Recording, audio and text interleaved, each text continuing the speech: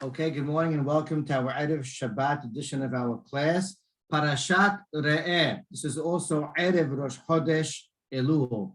So we're in the cusp of a very big, tremendous, daunting, intense, and opportunistic period of time of our year. But let's talk about Perashat Re'eh. So many mitzvot in this parasha, so many wonderful and deep lessons in our parasha. What I want to focus on today is a mitzvah that is actually in play in a very practical way, comes along once in every 7 years, and will be upon us and activated within a month from now. And I speak of a mitzvah called Shemitat Kesafim, releasing of monies or releasing of loans. And this mitzvah, we will spare the introduction and dive right into the source of this mitzvah in this parasha. In the beginning of Perek Tetvav, chapter 15, Pasuk Aleph, Torah introduces us with a mitzvah. And it starts off, Meches Sheva Shanim Ta'asher Shemitah.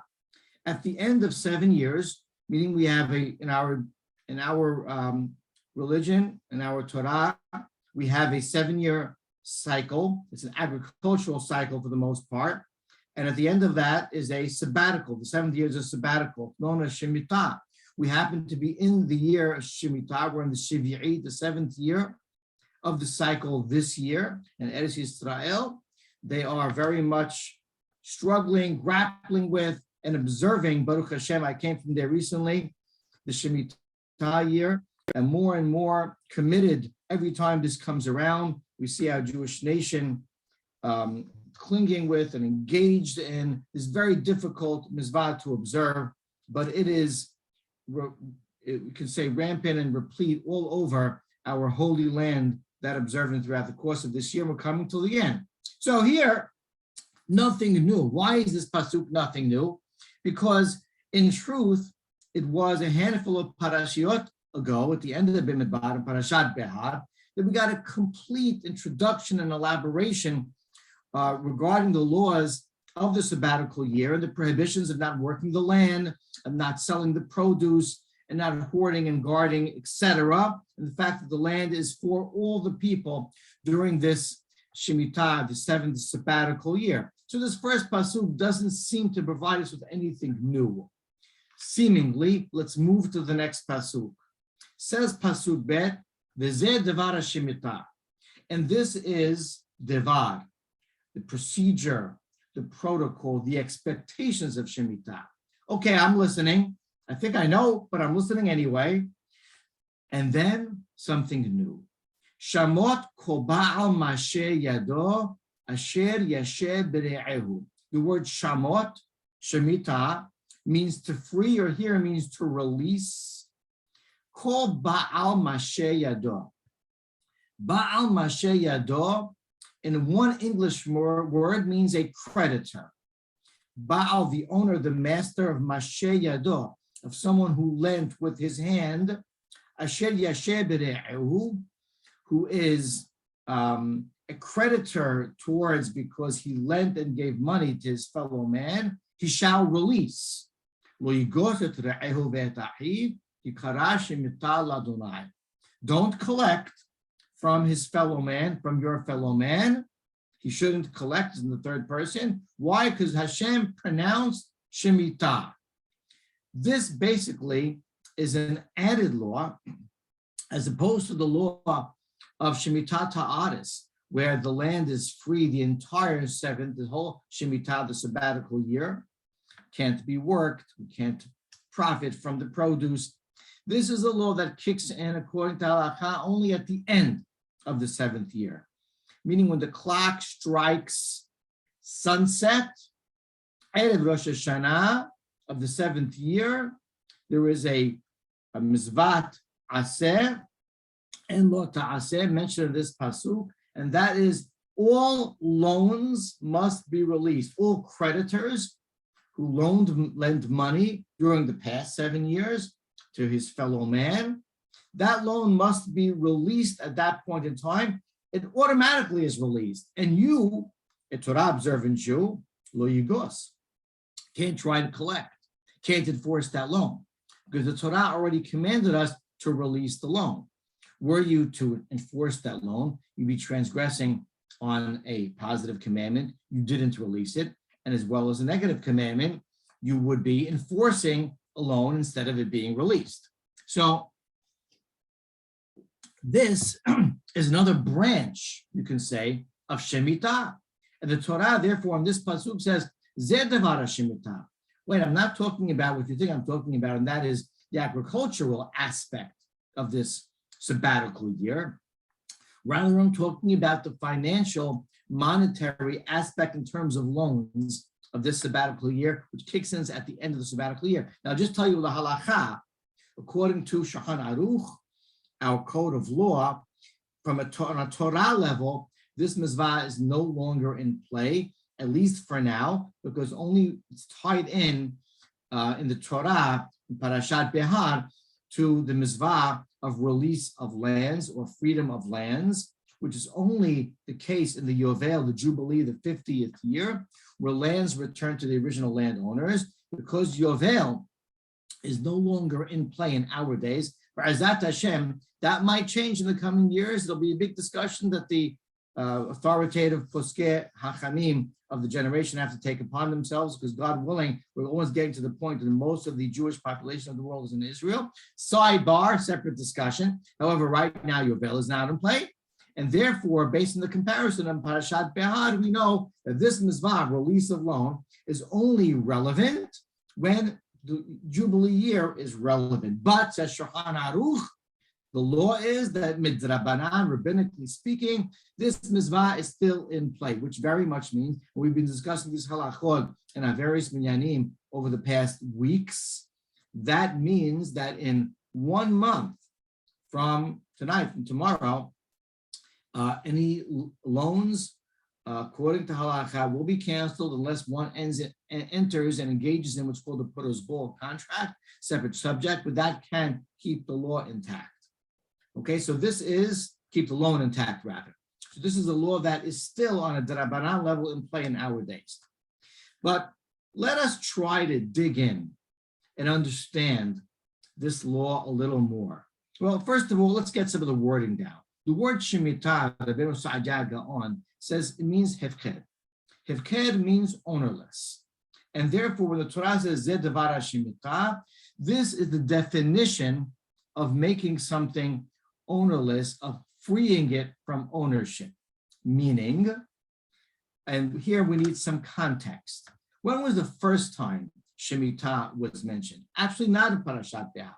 You have to go back to Perashat Mishpatim, chapter 23 of the book of Shemot, and that's the first time Shemitah was mentioned. And there the Torah says, 6 years, you'll seed, you'll work the land. On the 7th year, you shall release it. Let the poor, let the needy come eat off your land. It's free. It's hefked. And therefore, when the Torah says, and Sforno's explanation is, although it makes no mention in Parashat Mishpatim of release of loans, only release of the land itself and its produce, but within that, says Sforno, when the Torah says, Tishmirtena untashta, the 7th year release, it's being revealed to us much later on in the Torah, Parashat Ve'eh, when it says Zeh devar Shemitah, this is the protocol of Shemitah, of releasing ownership. What we meant originally in Parashat Mishpatim, back in the book of Shemot, Zeh devar Shemitah, that release and releasing ownership and proclaiming, declaring something to be hefked, was incorporated in that activity, was not only the agricultural end, but also the financial end in terms of loans. Zeh devar Shemitah. This is what we mean by Shemitah and hefked and releasing ownership. Okay, let's look at the wording. As we said, Shamot kol ba'al ma'aseh yado. All ba'al, any owner, any creditor, anyone who gave loans must release it. Why would the Torah Kedosha ask us to perform such an act that seemingly on his face does not seem just or fair. And to give a little more context, I'll explain what I mean. If you look back in Mishpatim, where we did have the first mentioning of this general law of Shemitah, in the chapter prior, in Perek Kaf Bet, in the middle of Perashat Mishpatim, in Pasuk 24, Pasuk Kaf Dalet, verse 24, there is a famous mizvah that is instructed to us, and that is in Kesef Talve et Ani et Ha'ani Amach, the mizvah of lending money. And according to halakha, as the Rambam codifies, the highest level of charity of the 8 levels that he enumerates is the idea not of actually giving, but lending money and picking up or catching your fellow man before he falls. And so, shortly after, the Torah says, you must be benevolent, you must feel charitable, you must act kindly, you must not be selfish and hoard your own money. Lend it, give it, help people. No sooner does the Torah say that, in the next chapter, the Torah is asking us to shmirtena u'tashta, release, and where it's being revealed to us. And later in the Torah, in our parasha, that what I meant there is that very loan that I asked you and I begged you and I directed you to give with difficulty to your fellow man, knowing that to begin with is on shaky ground, I'm going to ask you actively now, release it. Very difficult. It seems like not just a higher order task, but almost, if it wasn't Torah Kedusha, an unfair task to ask someone. And therefore, it behooves us really to dig deeper into this mitzvah and try to understand the thinking and the conceptual foundation and why HaKadosh Baruch Hu is asking this mitzvah of us. I'll bring you to the Abad Banel that looks at that phrase that we've been mentioning several times so far in a different way. Shamot kol ba'al ma'aseh yado, we said that the creditor, the ba'al's ma'aseh yado, who gave with his hand the loan, Shamot, released. Says the Abad Banel, are you sure when it says ma'aseh yado, it's talking about the lender? He says, you know what? I think you could look at it from a different angle. Because when you give a loan, it might be contractual, there might be a written note, there may not. But you know what is always included in that loan? It's that handshake. The lender, upon giving the loan, shakes, and that borrower extends his hand and shakes, and they combine hands. And in doing so, he says, the borrower really can't offer too much to the lender. Guaranteed, sometimes collateral, but sometimes not. And what he's giving over is his hand. The collateral is the very hand he gives and his commitment to try to pay back.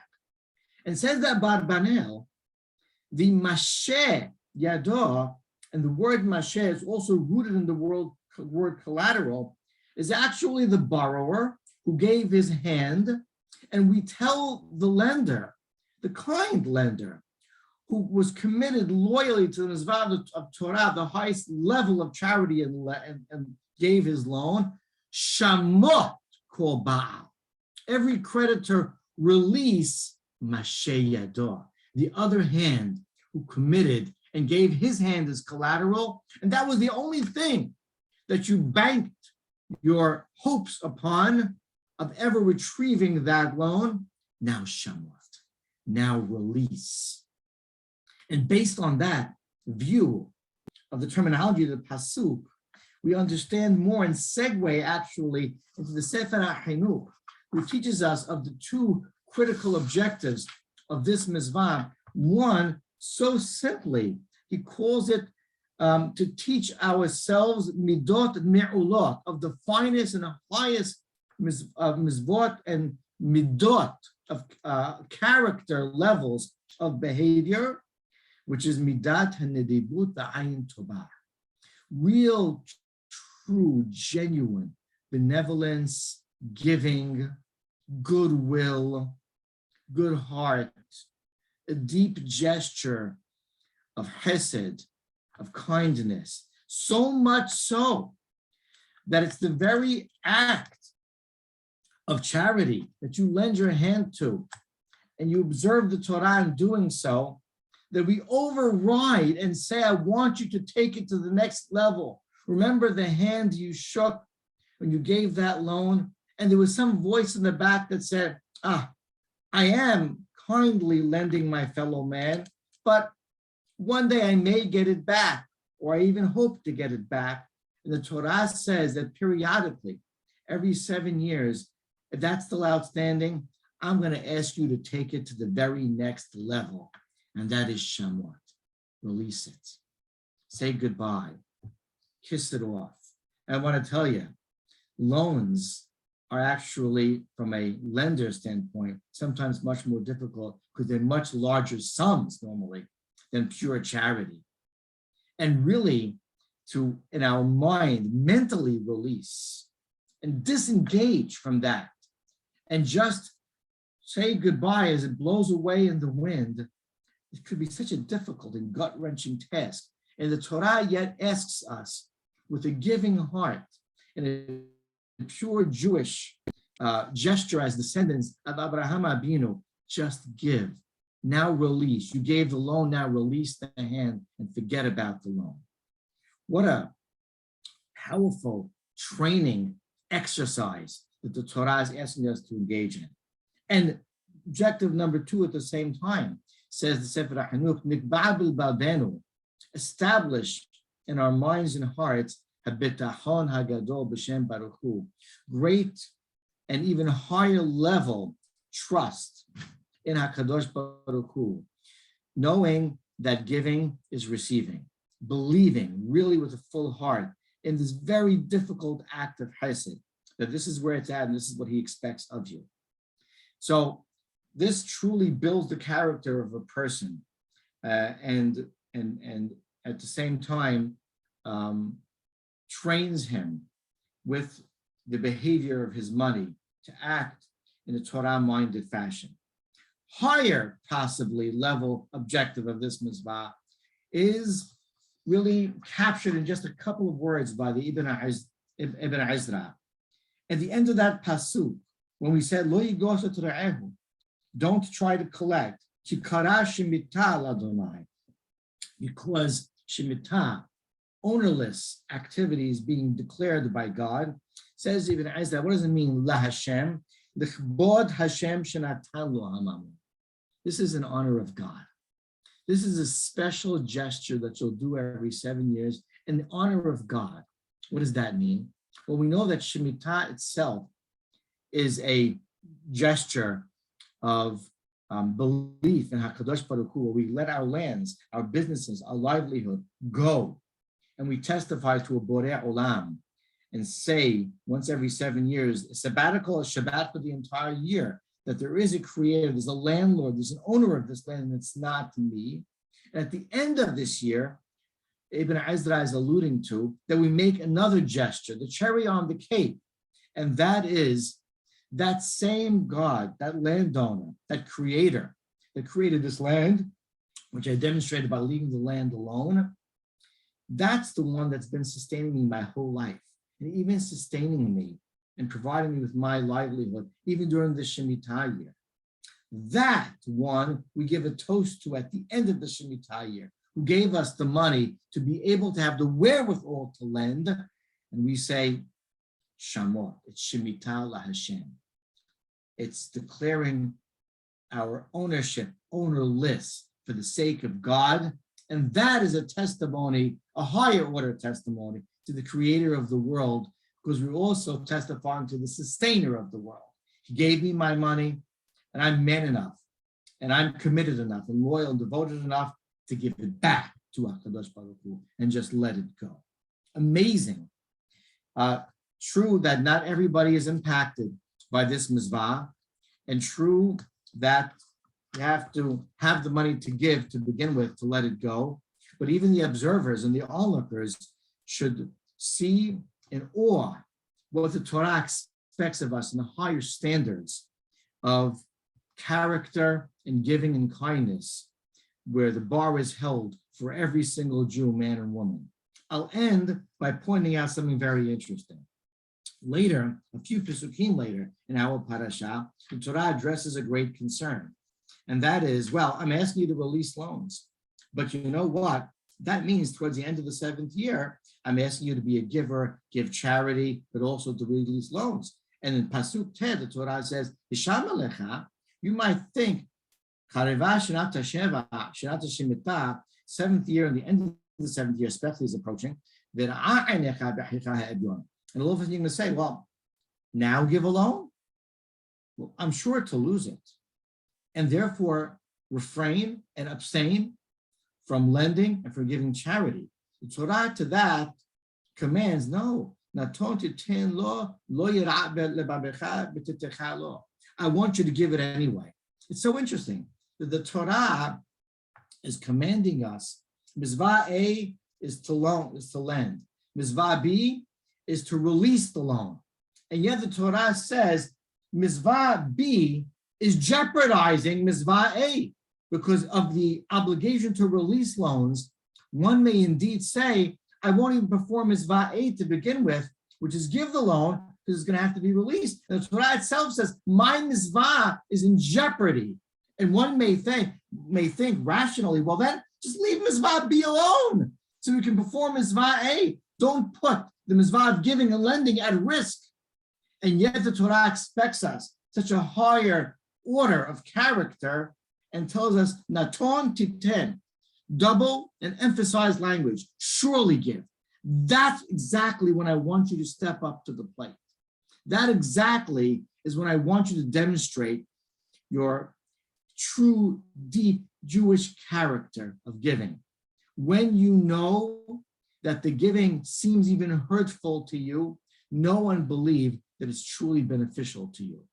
And with this wonderful mitzvah, the Torah comes full circle to a Jew's behavioral activities of chesed, of tzedakah, of giving, and builds upon Parashat Mishpatim and Parashat Behad.